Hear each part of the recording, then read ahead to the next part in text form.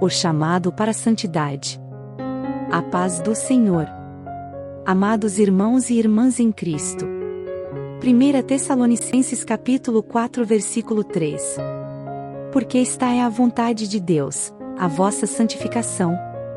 Hoje quero falar sobre um assunto que é fundamental para a nossa caminhada cristã, o chamado para a santidade.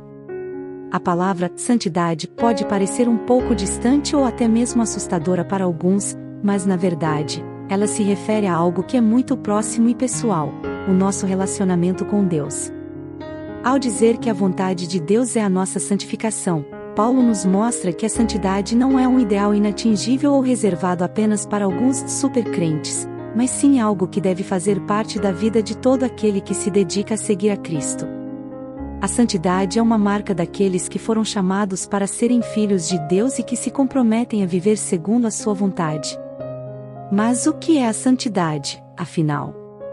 Podemos dizer que a santidade é a busca constante pela perfeição moral e espiritual, pela imitação de Cristo em nossas palavras, pensamentos e ações.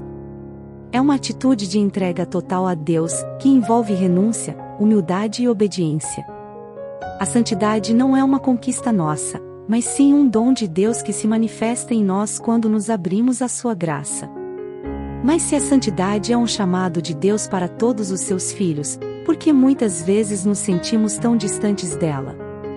Por que nos conformamos com uma vida medíocre, marcada pelo pecado e pela superficialidade?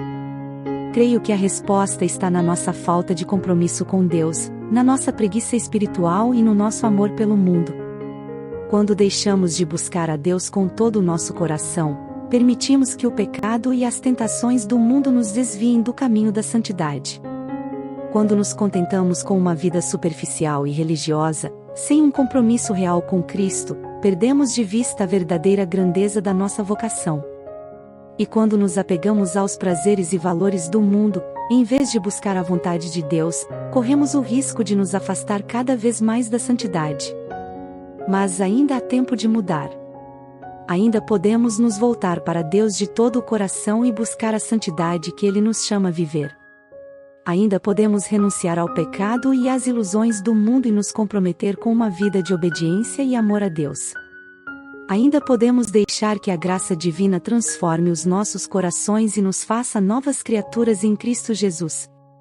Irmãos e irmãs, o chamado para a santidade é um chamado urgente e inadiável. Não podemos perder tempo com coisas que não têm valor eterno.